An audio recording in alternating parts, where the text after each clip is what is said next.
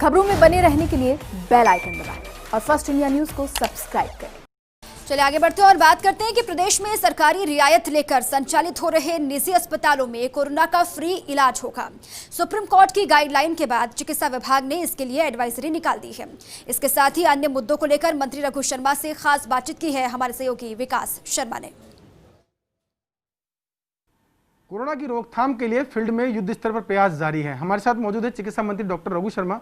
उनसे बात करते हैं कि मौजूदा हालात में एक बड़ा आदेश निकाला सरकार की तरफ से, जिसमें बताया गया है कि निजी अस्पताल जो कि सरकार से रियायत लेकर के उन्होंने पूरा एम्पायर खड़ा किया है, तो वो लोग कोविड का जो मरीज है उनका निःशुल्क उपचार करेंगे। सर, क्या ये आदेश है, इसके पीछे की मंशा क्या है सरकार की, और किसको इम्प्लीमेंट करने के में क्या क्या मानते हैं, किस तरह से इम्प्लीमेंट कर पाएंगे? देखिए, जब प्रदेश पे कोई विपत्ति आती है या महामारी की स्थिति आती है, तो चाहे सरकारी क्षेत्र के हमारे अस्पताल हों चाहे प्राइवेट क्षेत्र के हों, उनकी जिम्मेदारी ज़्यादा बढ़ जाती है।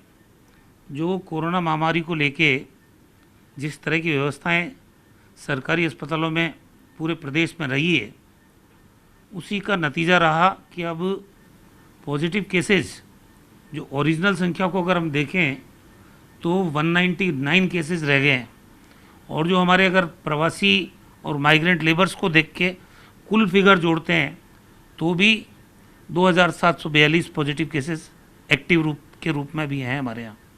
तो ये एक तरह से रिकवरी जो हमारी हुई है वो 67.26% है, जो अब तक की सर्वाधिक है। इसका मतलब है संक्रमण पे हमारे जो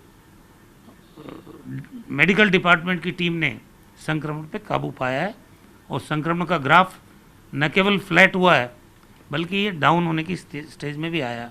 ऐसे में जो शिकायत मिली थी विभाग को कि जिन निजी चिकित्सा संस्थानों को हमने अनुमति दी, चाहे रियायती दरों पर ज़मीन दी या और कोई छूट दी या कोई छूट नहीं भी दी, अनुमति तो दिए चिकित्सा संस्थान चलाने के लिए, वो लोग ऐसा देखने में आया कि वो कोविड के मरीजों को रेफ़र करते हैं सरकारी अस्पतालों में, जो कि बहुत दुर्भाग्यपूर्ण बात है।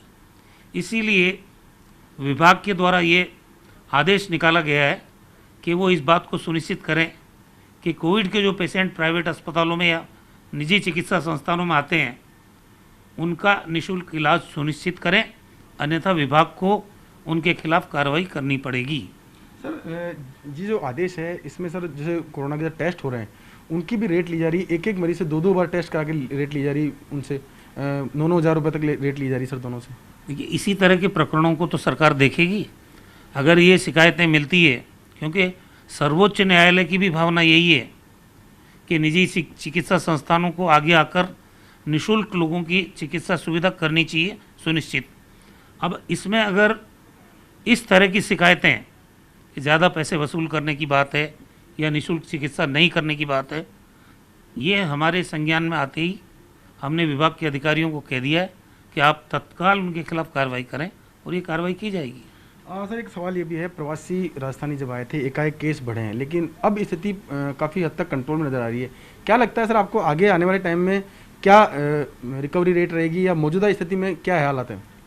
देखिए, अगर प्रवासी और माइग्रेंट लेबर्स के आने की पूर्व की स्थिति को अगर हम देखें तो आज एक्टिव केस के रूप में 199 एक्टिव केस हैं राजस्थान में, जो कि न्यूनतम स्तर पे है। और अगर ये 2543 लोग जो 1 मई के बाद में राजस्थान में आए हैं, इनको जोड़ लें तो भी 2742 एक्टिव केस पॉजिटिव के रूप में आज हमारे राजस्थान में है। हमारा जो रिकवरी का प्रतिशत है वो 67.26% है, जो कि अब तक का सबसे बड़ा प्रतिशत है रिकवरी का। मेरे ख्याल से कंट्री में रिकवरी में अन्य राज्यों की तुलना में राजस्थान की प्रगति बहुत ही शानदार है। जिस तरह से रिकवरी हुई है, और ये भी केसेज जो अभी हैं ये भी आने वाले समय में जैसे ही इनका 14 दिन का पीरियड पूरा हो जाएगा तो मैं समझता हूँ ये ग्राफ न केवल फ्लैट होगा एक्टिव केसेस का, बल्कि डाउन होगा, जिससे कि एक संतोष की बात है कि पूरे प्रदेश में जिस तरह की व्यवस्थाएं हमने की है ये उसी का प्रतिफल है कि आज पॉजिटिव केसेस का जो ग्राफ है या आंकड़ा है वो कम हुआ है।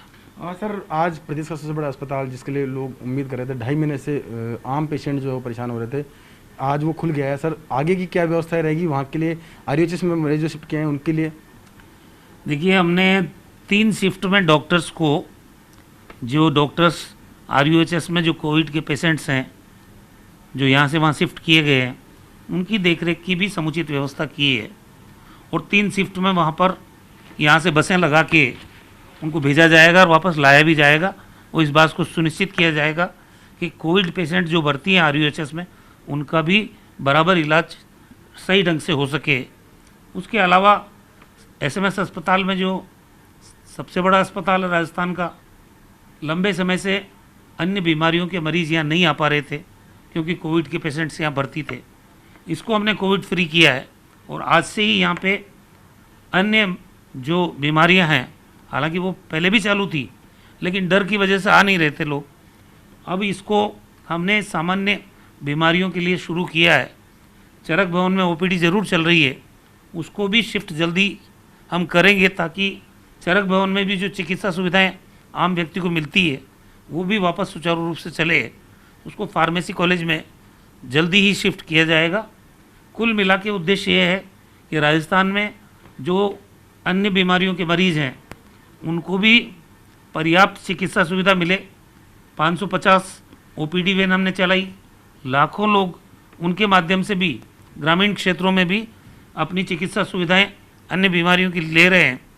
और अब जिस तरह पहले हमने जयपुरिया को फ्री किया, राजस्थान में भी जिला स्तर पर जो सरकारी अस्पताल है उनको लगभग हम फ्री करने की दिशा में आगे बढ़ रहे हैं ताकि जो क्रोनिकल डिजीज़ेज़ हैं या हमारे जो राष्ट्रीय कार्यक्रम हैं, टीकाकरण के कार्यक्रम हैं, हमारे जो डिलीवरी के कार्यक्रम हैं, मदर एंड चाइल्ड के जो प्रोग्राम चलते हैं, अन्य कार्यक्रम में कैंसर से फाइट करने का जो प्रोग्राम है, उन कार्यक्रमों में किसी तरह का कोई व्यवधान नहीं आए और वो उसी गति से चलते रहे ताकि सामान्य बीमारियों के मरीज और राष्ट्रीय कार्यक्रम वो भी हमारे नियमित रूप से चलते रहे। सर, कोई एक्शन प्लान बनाया है इसको लेकर के जिला अस्पतालों को जो कोविड फ्री करने को लेकर? कोई, क्योंकि अपन ने CC वाला जो पूरा प्रोग्राम है वो कर दिया है, कोविड फ्री वाला जो प्रोग्राम कर रहे हैं। देखिए, डेजिग्नेटेड कोविड केयर सेंटर्स हमने बनाए हैं जहाँ निजी अस्पतालों को भी अधिकृत किया गया है और कोविड केयर सेंटर्स अलग से बनाए गए हैं राजस्थान के अंदर। कुल मिला के अब पॉजिटिव केसेस की संख्या भी घट रही है, तो जैसे जैसे पॉजिटिव केसेस की संख्या शून्य हो रही जिन जिलों में, वहाँ तो वैसे ही फ्री हो जाएंगे कोविड फ्री अस्पताल। बाकी में भी अब आने वाले पॉजिटिव केसेस को हम डेजिग्नेटेड कोविड हॉस्पिटल्स में रखें, कोविड केयर सेंटर्स में रखें ताकि हमारी जो जिला स्तरीय सुविधाएं हैं या जो बड़े अस्पताल हैं वो भी राज्य में फ्री हो सकें। सर, एक अंतिम सवाल ये भी है, विपक्ष का आरोप ये है कि जांचों का दायरा जो है वो कम किया जा रहा है, इसलिए केस जो है कम आ रहे हैं, इस तरह की कोई आरोप लग रहे हैं। सर, क्या कहते हैं इस पर? जांच का आंकड़ा देख लें, ये तो ट्रांसपेरेंट मैनर में है। हर रोज़ जांच की कैपेसिटी 17,650 पर डे हो गई हमारी, और जितनी जांचें राजस्थान ने की है, एक आध राज्य और होंगे हमारी तुलना में, हमने 3 लाख से ज़्यादा जांचें की है अभी तक, और इतनी जांचें और किसी प्रदेश में हुई भी नहीं है। पहले रामगंज के बारे में कहते थे ये बात कि वहाँ जांचें कम कर दी है, कोई जांच कहीं कम नहीं की है, जांचें बढ़ती जा रही है। लेकिन अनावश्यक जांच करने का भी कोई तुक नहीं है। जहाँ पे कोई सिम्टोमेटिक केसेस आते हैं उनकी हम जांच करते हैं। जो हमारे क्वारंटाइन जो इंस्टीट्यूशनल क्वारंटाइन सेंटर्स हैं, वहाँ अगर किसी की तबीयत बिगड़ती है या ILI केसेस हैं, उनकी जांच बादस्तूर जारी है, बल्कि जांच बढ़ती ही जा रही है, कोई कम नहीं हुई जांच वहाँ से। सेंटर की टीम आई है, सेंटर की टीम ने जयपुर के 5 जगहों से सैंपल लिए हैं, 525 सैंपल लिए हैं, सीरम सैंपल लिए हैं, और ये इस बात के लिए लिए गए हैं कि यहाँ पे सभी जगह पे मालूम किया जाए कि ना जो वहाँ कोई कम्युनिटी स्प्रेड तो नहीं हुआ है। क्या लगता है सर आपको उसकी रिपोर्ट? चिकित्सा मंत्री जी जो भारत सरकार के हैं, हर्षवर्धन जी, उनकी मेरे से बात हुई थी 2-3 दिन पहले। उन्होंने कहा कि हम टीम भेज दें तो आपको कोई एतराज़ नहीं। जब हम काम यहाँ सही कर रहे हैं, जाँचें पर्याप्त कर रहे हैं, तो मैंने कहा आप ज़रूर भेजिए टीम, ताकि ये जो राजनीति करने वाले लोग हैं इनको जवाब मिल सके। केंद्रीय टीम के नमूने लेने की जांच जब होगी तब दूध का दूध और पानी का पानी हो जाएगा। इसलिए कोई चीज़ छुपा नहीं रहे हम। राजस्थान में संक्रमण हमारे नियंत्रण में है। पहले भी केंद्र की टीम आई, वो राजस्थान की तारीफ करके गई, खुद प्रधानमंत्री ने तारीफ की है राजस्थान के जो इंतजामात हैं उनकी, और अब भी ये टीम आई है तो हमसे बात करके ही आई है। हम ही ने कहा भेज दो आप, क्योंकि हम कुछ छुपाना ही नहीं चाहते। हम ट्रांसपेरेंट मैनर में जांच के काम को और बढ़ा रहे हैं, जांच की सुविधा को बढ़ा रहे हैं, ज़्यादा से ज़्यादा सैंपल ले रहे हैं, और राजस्थान में जांच की सुविधा का जो क्रम है, जो हमने लक्ष्य निर्धारित कर रखा है कि आने वाले समय में एक आध सप्ताह में हम ये 25,000 पहुँचा देंगे जांच की सुविधा राजस्थान में पर डे।